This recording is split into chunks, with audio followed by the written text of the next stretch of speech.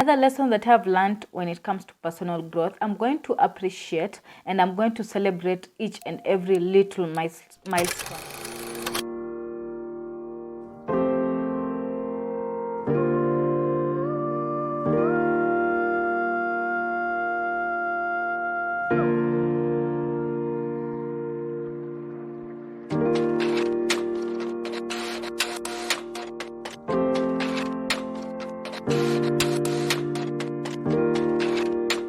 Hey guys, welcome back to my YouTube channel. It's your girl Miss Fina. If you're new here, welcome to the squad. If you're a returning subscriber, thank you for always sticking by. So today guys, we are doing a sit down video, and our topic is going to be lessons that we've learned in 2021, or rather lessons that I have learned in 2021. So kindly remember to like, share and subscribe.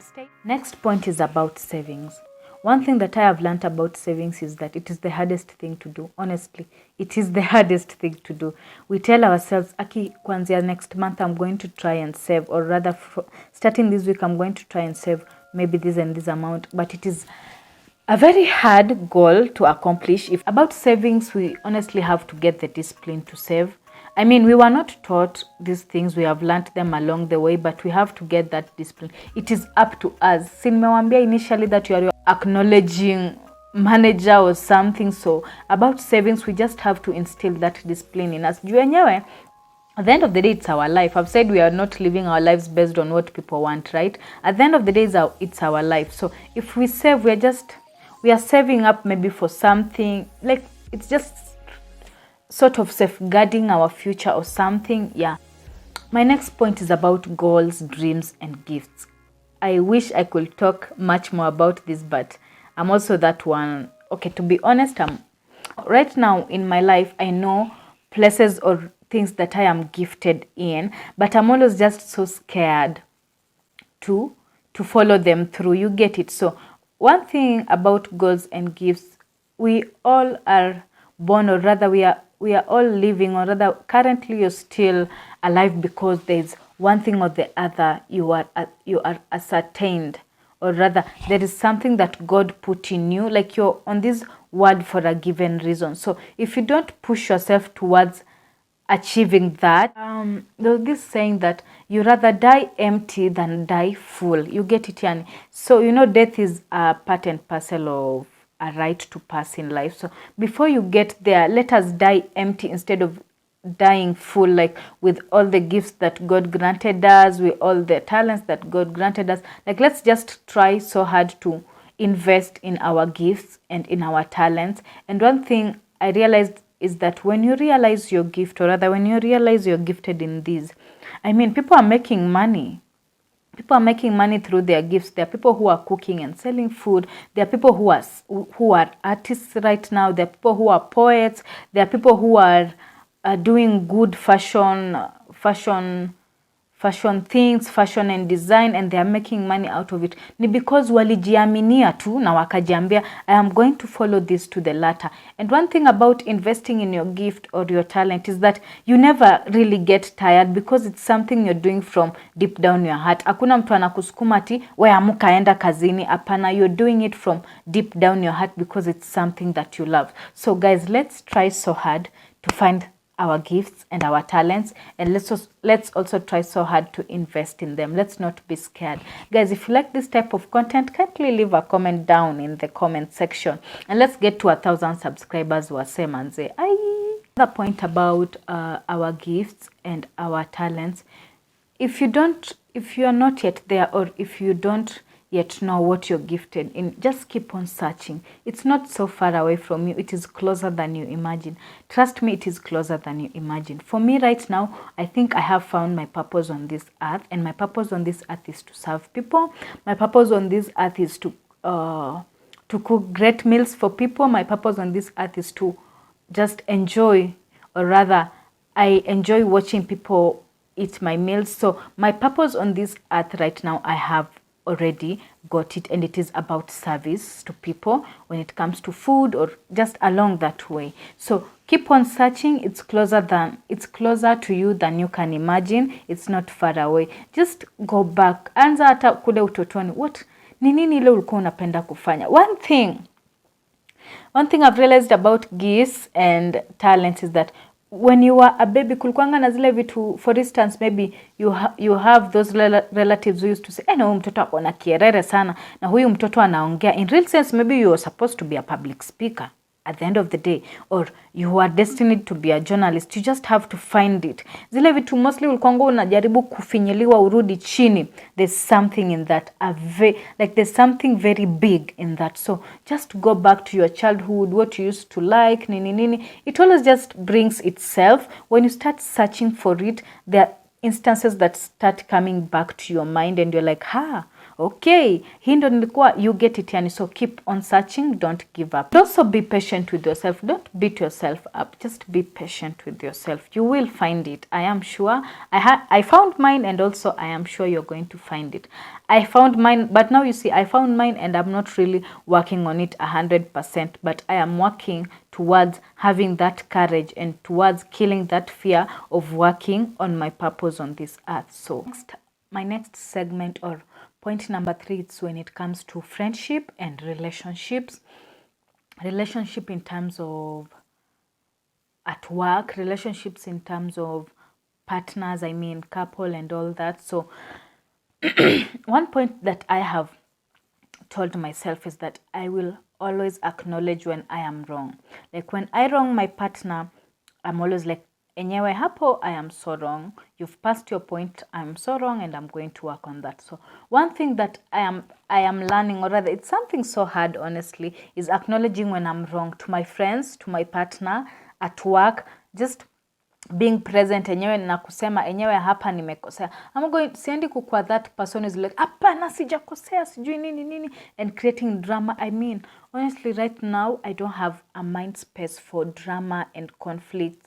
I'm always looking forward to solving a mistake that I have made, or rather, I'm always looking forward to getting to the end goal of solving that thing. I don't know if you get the point. I mean, so another point when it comes to relationships and boundaries, relationships and friendships, is the boundaries. I think I've talked a little bit about boundaries in my initial points, pale kwa personal space. So when it comes to boundaries, I am creating healthy boundaries that will help me be in a good space with my friends, or with my partner, or with my co-worker. So I think boundaries is a very wide topic. We need to get time to do to talk about boundaries as a topic on itself.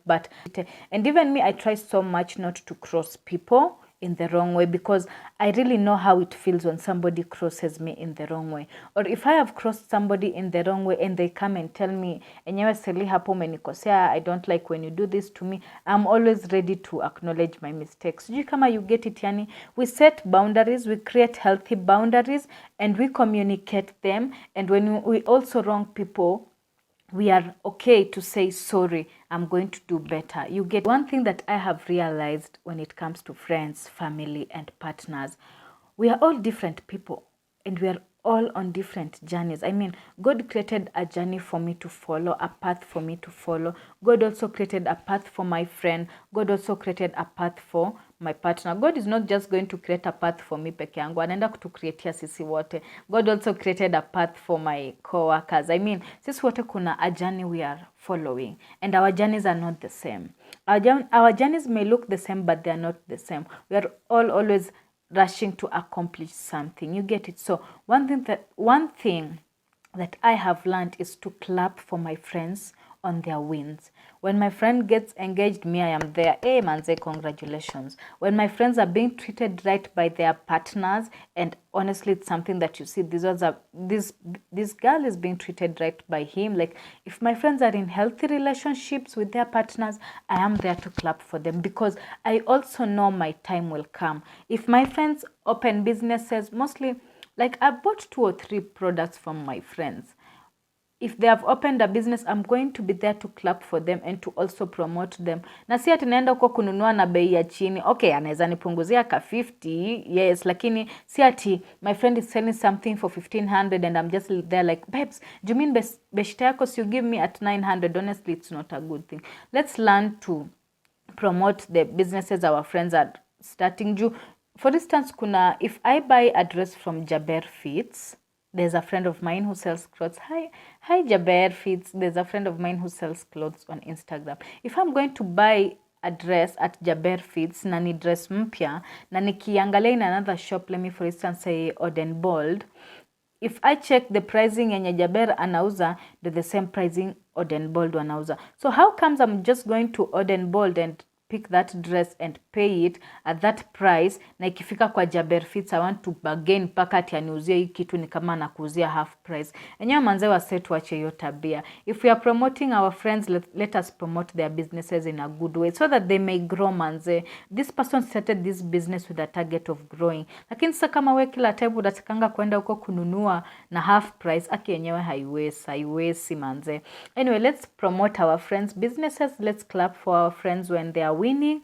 Let's just be happy for people.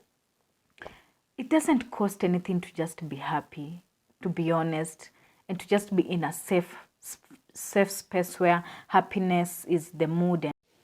Okay, my next point is about spirituality, mentality, physical. Like I'm going to talk about the emotion part of it. So one of the lessons that I have learned in 2021, or rather, one thing about me is that I am a Capricorn. And one thing about Capricorns is that we are overthinkers. But nowadays, I'm always trying so much to control my thoughts, or rather to try and just curb my thoughts, yani, in a positive way, because overthinking brings anxiety. Overthinking can make you depressed. Overthinking can make you feel like you're a failure. I mean, overthinking just comes with a lot. It's a positive thing to overthink to some extent, but don't like control. Just try so hard to control your thoughts, yani. And how do I control my thoughts? Like, for instance, let me say I have a dream. We all have dreams. Na nikiona it's like enyewe nitai kuja ku achieve that dream lini, is it even possible, nini. So you know that is like overthinking. So one thing I always do is that I always tell myself, okay, buying this book is my biggest dream. So it is present. Like I put it like on a vision board. This book is present. I am eyeing to buy this book. So hii kitabu ni pesa mingi sana, na si hiyo pesa sina sahizi. Instead of overthinking at sitaipata hiyo pesa ama nini, I'm going to work towards short-term goals to make me achieve buying this book. So what am I going to do? I'm going to maybe try and invest pole. I'm going to try and I'm going to try and save kidogo ndio nikisave hiyo pesa sinaweza kuja inunue hii kitabu. Or rather I'm going to get ways through other ways through which I can come to get this book. For instance, I'm going to work on things that are going to make me get this book. Do maybe kama kusave nitasave for 10 years, naenda kutafuta another way possible. Like maybe start another small business that can make me get to this book. I don't know if you're getting the point, yani. I have learned to stop overthinking things out of proportion, but rather to control my thoughts, to just like curb my thoughts. You get it? Okay, another point when it comes to spirituality, I am not yet there, but spirituality is a different journey for all of us. We have things that we believe in. We have God. I am a Christian. I do believe in God. So let me just say I am not yet there when it comes to my spiritual journey, but I am working on it.